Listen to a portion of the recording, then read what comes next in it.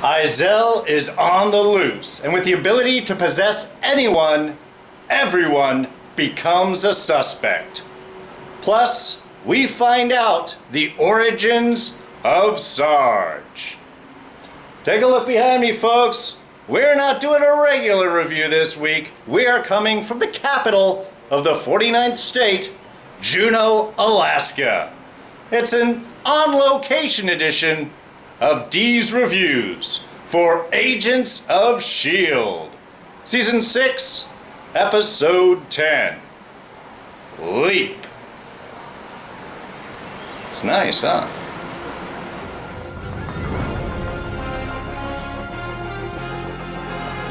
Hey everyone, D here, and welcome to this week's review of Agents of S.P.O.I.L.E.R.S. And yes, of course, lots of spoilers ahead. Plus, as always, do want to remind you about our quick jump index system. Just take a look down in the description below. We'll have this entire review broken down into easily jumpable, findable, time-coded sections. Watch the beginning last. Watch the end first. Watch the review in any order you'd like.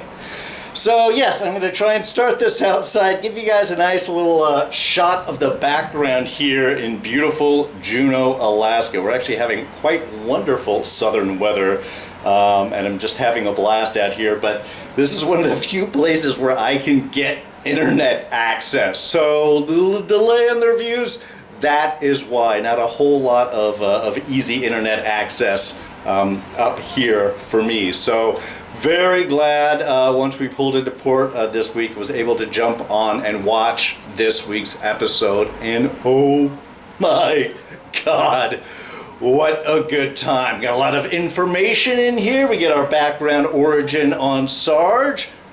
Some of us suspected some things. This kind of came up in a lot more directions that nobody really thought that it would go in. I didn't think the monoliths themselves would have created a duplicate clone of Coulson, but that's how it is. And yet we also have, I think, a beautiful detective drama this week. The breakdown of trying to find out where Izel is. I mean, first of all, what she's doing, what's going on, why May shot Coulson, or Sarge rather. And I love that whole particular breakdown right there, as YoYo and Daisy and Piper are talking about, you know, May, when she shoots someone, May is not the type of person to shoot someone. She would have beaten him to death with her hands and enjoyed it. So I mean, it was great seeing how they really emphasized, not only, like I said, a good episode of detective work, of kind of a who's who, and constantly keeping us guessing of it, but of who Izel was possessing,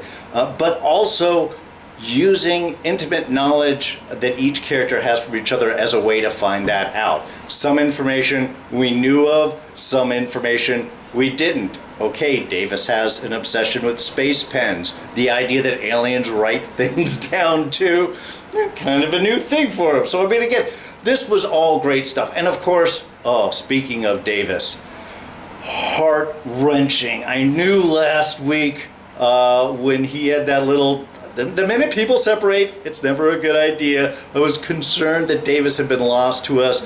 Very happy to find out that it was just possession. He would be okay. And yet, he still doesn't end up okay by missions and episodes end. So, I mean, really a heart-wrenching loss of a great character.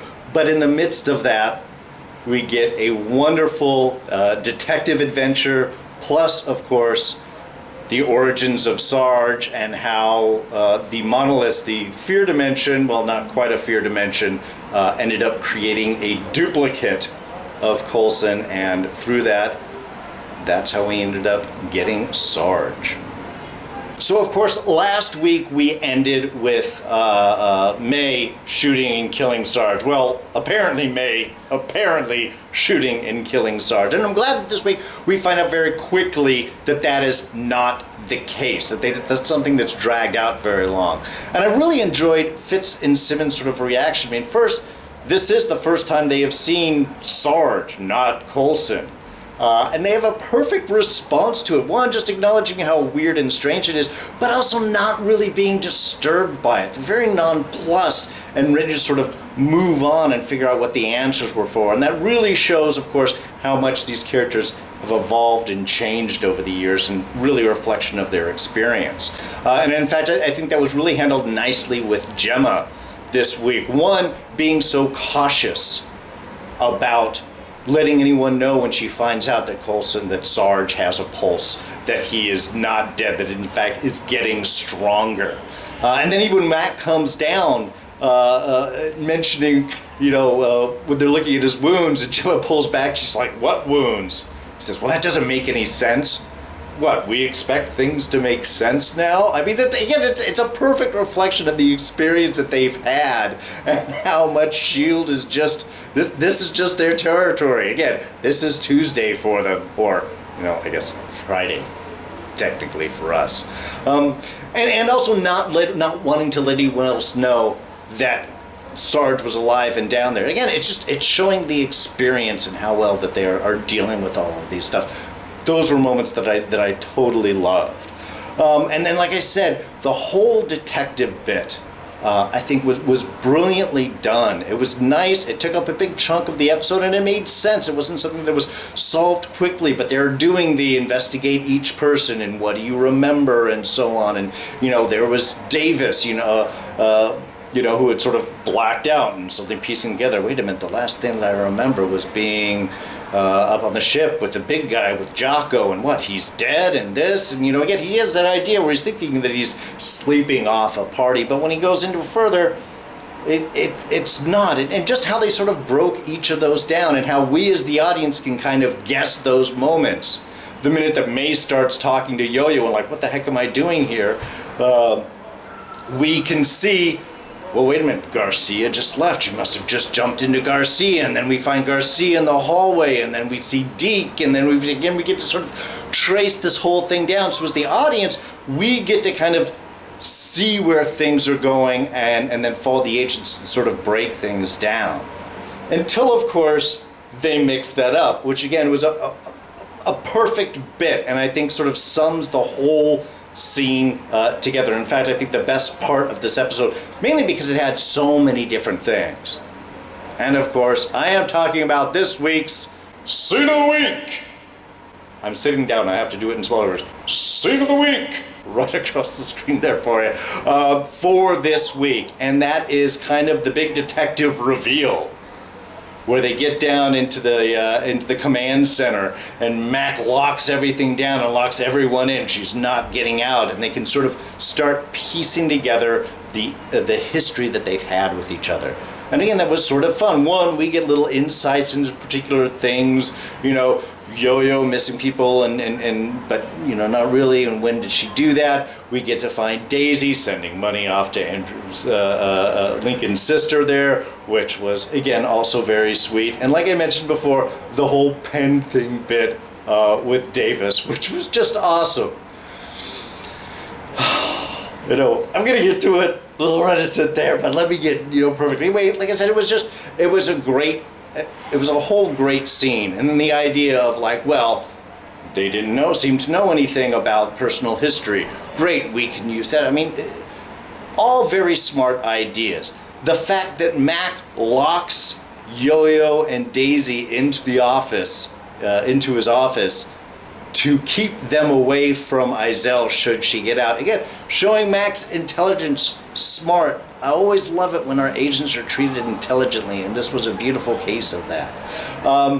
And then, of course, the ultimate reveal that Izel was in fits, because we're still expecting Deke. We knew that she was heading back up, and we get all the questions. He is very evasive on his answering and questioning and stuff like that. Perfect setup. We're going to think Deke, and the show gives us a nice redirect over that it's Fitz, which I thought was wonderfully well handled. Just added that little extra tension to it. And then, of course, we get the reveal, we get the body jumpings, we get Izel just being cruel. And part of this scene was actually really interesting to me in seeing that Izel she wasn't killing people unnecessarily. Even throughout the whole episode with this, she would possess and she would tell them, oh, you're not feeling well, go off. She wasn't getting rich. She wasn't leaving a trail of bodies. And in some ways, that's smart at kept people from being wise to her and following the trail even a little bit more easily. But even once she was discovered, she was threatening injury, but not necessarily guaranteeing. She wasn't killing one and then jumping into another. I mean, yes, we'll get to it at the end. But even with like Piper's hand, shooting and wounding Piper, but not killing her, I thought was kind of an interesting play into her character. I know she's dark and she wants to sort of sacrifice people in order for all of her people to come up from her world. But not killing people unnecessarily, which for a villain I thought was just kind of a good, interesting twist. But ultimately it cost us Davis, and that hurt. I mean, we had a great scene. Davis had the best line in this whole scene when they figured out that it could be anyone, and we're all suspects, and we do that great pan and shot from each actor, each person to each person, and then it gets up to Davis, and he's like, you know, everybody being silent is making this a whole lot creepier. It was just perfect, Davis, and I love that at least they gave us such great character moments from him throughout this episode before his eventual loss. And that to me was the real big hit in this scene. And it made sense. Izel had to make a statement. She had to let everyone know how far she was willing to go. Again, interesting because Davis was the only one she killed, and yet she did. And that really hurt. But I mean, like I said, that was what made it, though, such a great scene. We get the murder mystery, we get the reveal, we get intelligent interaction, we get the villain, you know, proclaiming what she wants, and then we get a big emotional loss. So, as so many great scenes in S.H.I.E.L.D. do, it gave us the whole gambit of emotions and experiences within sort of one tight moment, which is why this scene was really the best of the episode. Now, of course, the other big piece of information we got in this episode is our origin of Sarge. And as the show does, it did it beautifully. It did it subtly. It let us know. I mean, we get those little moments with Sarge awakening and sort of getting those dream flashbacks. And we, of course, as an audience, are trying to put faces and people in. Is that May that he's seeing in the background? Who is that in shadow, you know, that we're just barely seeing? Or is that Izel and this is him reaching out and sort of indicating some relationship?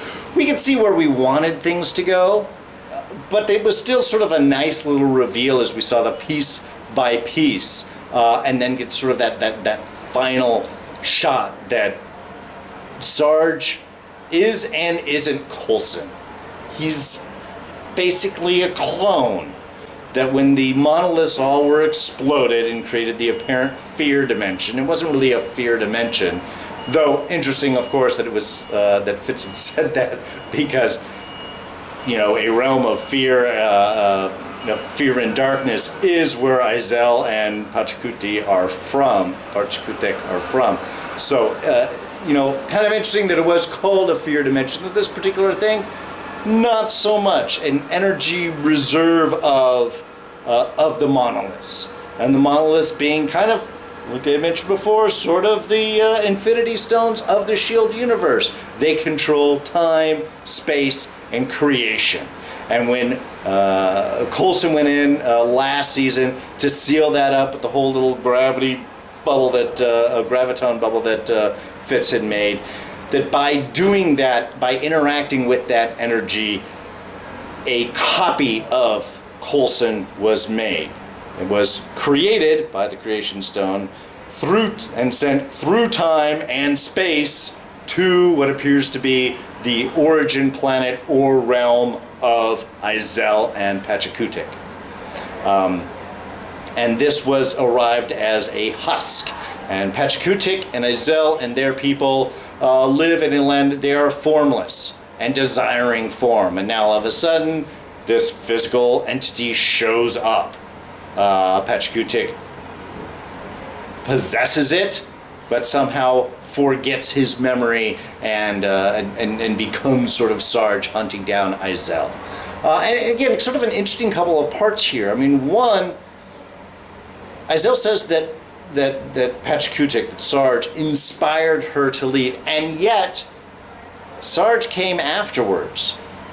She said he inspired her to leave, but she was able to take her own form, a very rare thing with these people, and go out and explore. Was she doing that willingly? Was she thrown out? We don't have that particular information. She just seemed to have gained a form and left. And he, wanting to follow her, inspired by her, found this empty husk of a Coulson shell and inhabited that, and that's what he went to go out and to explore. However, the memories of Coulson still existed within the body of his family, of the woman that he loved, of his child. We're talking May, we're talking Daisy, his world, his love taken from him. So it's interesting that for Pachacootic, inhabiting and possessing this body, sort of lost himself and created an amalgam of Coulson and Pachacootic. Not quite Coulson, but having the ghost memories, and yet being pushed by the power of Pachacootic, not being able to die, and so on. So again, it's sort of an interesting blend. There's still information that we don't have, like I said. If Izel was inspired to leave by Pachacootic, but Pachacootic didn't inhabit a body until afterwards, it seems like sort of a reverse. If he had left first and then she was inspired and then took her own form to go out, that would seem to make sense. But again, obviously, a little bit more information that needs to come out with. But that does let us know. Well, okay, I guess there's a question then that this could be. Is this the real Coulson, and the clone of Coulson is what came back and finished out season 5 and died? Or was that the real Coulson who died, and this clone copy of Coulson has all of his memories in possession up until stepping into the fear dimension, into that realm of the monoliths, but doesn't have a memory or knowledge of anything else after that? Is he just that? Is he that clone? So, I mean, at the moment we can kind of play it other ways. They seem to say, of course, that the Sarge is the copy of Coulson, but obviously we can't really know that for sure. And of course, all of that comes down in a great meeting between Sarge and Izel, finally, where Izel is able to reveal this history and past to Sarge and try and pull him over. You're not trying to kill me, you're trying to join me. You have just forgotten. You're corrupted by this physical being that you are in. You know, which, again, sounds nice. Sounds like she wants Sarge with her. I mean, certainly given the opportunity, doesn't kill him. Great scene, though, I gotta say, with Sarge shooting at Izel as she's just talking, and even walking up that one shot where they got this sort of twofer, and Sarge is just the gun right up to Izel's chest, just shooting, and she's not even reacting. Knowing he's already shot her several times, he's like on automatic pilot. Must kill you, must stop you. And the story just sort of changed things, draws Sarge in. We do, as an audience, get to think for a moment, oh my God, he's going to join her. Is he going to leave the body? Is the body going to be there? They're going to have to now hunt down Izel and Sarge, and yet, no. He still ends up rejecting her. And I believe that again, is driven by the power of Phil Coulson, of his internal self, of his memories. I think what we'll find out is that even if this is a copy of Coulson, that it is Coulson.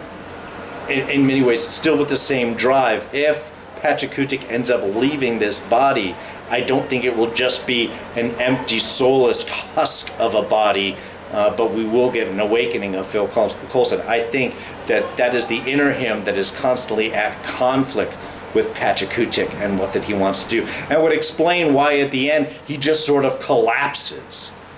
Once Izel, takes the bubble, takes the portable dimension gravitonium device that Fitz made that has the all of the energy of the monoliths within it.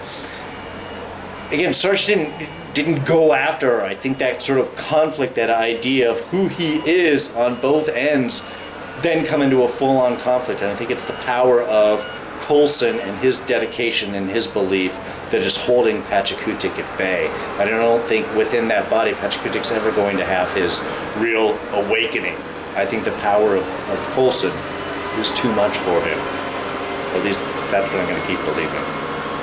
And then, of course, finally we have our wrap-up in a couple of different ways. One, yes, there was smart reason for Mac to lock up YoYo and Daisy. They're the two most powerful of that group power-wise. But, you know that wasn't going to last. And, of course, YoYo does get captured because she's not going to allow Daisy to be possessed. And I think that was the sort of the real insight into that scene. Remember, Izel can't tap into YoYo's knowledge and YoYo's powers, and I think YoYo understands that really Daisy is the most powerful of the two, specifically with dealing with the Shrike and Izel and the monoliths. Because while yes, YoYo is fast, and yes, she can slit your throat before anybody knows, she has limitations. There's only so far that she can go, a thing that Izel does not quite understand yet. But more to the point, I think YoYo knew that Daisy's Quake powers could disrupt the monoliths. It's already interacted with them. We know that she can interact with the Strike. We know that she was able to destroy the Shrike that were coming after her by vibrating each of the individual ones as they were coming. So I think ultimately we may find that Daisy will have the power to possibly expel Izel from YoYo's body. And maybe that means that she can actually expel Pachacootic from Coulson's body and maybe end up bringing him back as well. So I think it was a smart move on YoYo's part. I think he understood that, and I think maybe Mac understood that also. Love the fact, of course, was not going to let her go on her own, and May is right. He's being the director, he's putting trust in his team, he knows that the team will have his back. And then also in the epilogue, we get that wonderful little bit discussion between Deke and Fitz, bringing up the only other creature they know about possessing human bodies that also seems to provide from a dimension of fear and darkness or something thereabout. And we get our Ghost Rider drop. Now, yes, this does not guarantee that we're going to see Robbie Reyes again. I would like that. I think everybody would like that. But we don't guarantee that that's going to happen. This could just be a name drop. However, I don't think they do these things surreptitiously, especially, again, not in an epilogue scene. It was the middle of the episode and might have been put out as a bit of information. That's one. But epilogue scenes are always very indicative of things to come. So yes, Ghost Rider was dangerous. Got to be a little bit more careful. But I think also that drop may indicate we may have some other backup coming, which would be awesome. All right, just a couple of small things. One, the scene between YoYo and May, where YoYo's sort of interrogating May, asking her what was the last thing that you remember? I love May's line. She's like, well, let's see, you and Mac were about to go have sex. What? You wanted me to tell you what I remembered. I mean, again, it was perfect. That's perfect May. And I love that.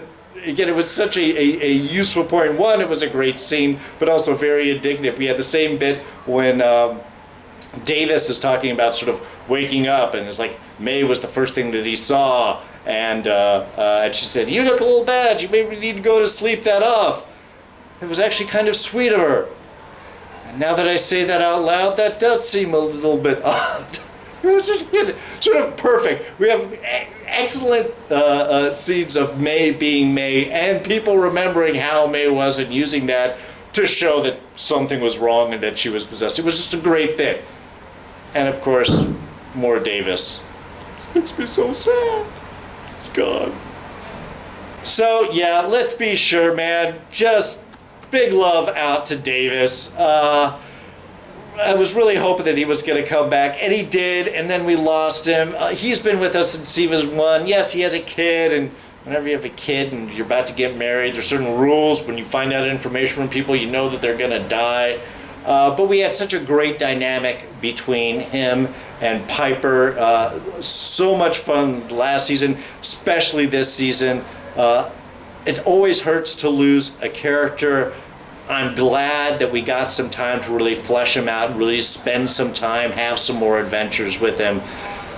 Sure, it's S.H.I.E.L.D., it's Marvel. There's some small hope that he might come back, but from that head injury and the eyes open, I don't think so. It's just a shame. We're gonna miss you, Davis.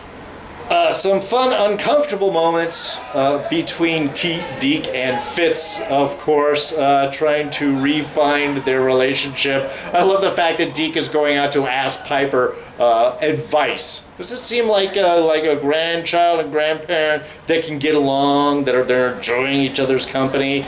Was great, especially because in the previous scene, it's like they're trying to make moments of connect, and yet Deke just doesn't know how to talk. It was like we had there for a moment, asking about Sarge. He was saying, yeah, when he left, and then he was trying to find a place, and they're each kind of like reaching out to support. Oh, money isn't everything. Yeah, but for research you do need money. Yeah, that's true. It's like humble bragging, but uncomfortable so. And then when Piper walks in, just, oh, hey, look, it's Piper. Let's talk to her. That's great. Anyway, it was just, I love seeing that interactions. And again, I love Jeff Ward as Deke. I love his addition to the character. He's kind of in and out of place, I think, at times, but I think that works for him, and it gives a little bit of slight chaos to the show, but in a good way. Oh, and of course, interviewing wasn't the only detective work. We also have Fitz trying to figure out the connection between all of our elements. And again, just another great bit of detective work there. Figuring out how Coulson is connected with the monoliths. For sure, the monoliths seem to be connected to Izel, and Izel's connected to Sarge. How exactly is Sarge connected to Coulson? Again, it was just a great breakdown. Again, perfect kind of detective work. And I love them hitting all those sides. It wasn't just trying to track down Izel. It was really trying to find pertinent information, which, of course, ended up being very right. And yeah, look, it was bad enough to lose Davis, but also really surprised that Izel didn't kill Mac. Just handcuffed him to the pipes and had him knock himself out. He's definitely going to have a concussion after that. He's going to have to see a doctor, I think. But again, just sort of an interesting bit. I had mentioned before how Izel wasn't needlessly killing people. It was great when she was hiding and not leaving a trail of bodies. A little more interesting that for Mac, who she didn't really need anymore, already opened up the door and yet still not willing to kill. Or not ready to kill. It was just sort of interesting bit. Maybe she's just willing to leave pieces on the playing field that could still be useful down the road. Of course, ended up being that case. So maybe it's just more smart than kindness in that sense. Because, of course, she's feeling she can't be hurt anyway, so there's really no need to kill unnecessarily. Also, maybe she's just thinking that's more people for her people to possess. Could be a practical approach. I don't know, but interesting. All right, so I think I'm going to go ahead and wrap things up. So I will be back next week, but I'm not coming in until late on Friday. So again, possible another 24-hour push for next week's review. But again, I will have it up as quickly as possible. I cannot wait to see. We only got a few episodes left, and man, it looks so good. But also I did get enraged enough to catch the news that this is the last season of 7 is going to be the last season of Agents of S.H.I.E.L.D., which is already finished shooting. So they had said it was going to be a mid-season replacement, but now they were talking and announced that next summer the show's going to return for its final season 7. So I'm excited we get another season, but very sad it's going to be the last just before. On the other hand, maybe this will open the door up for these characters to start moving on into the film universe.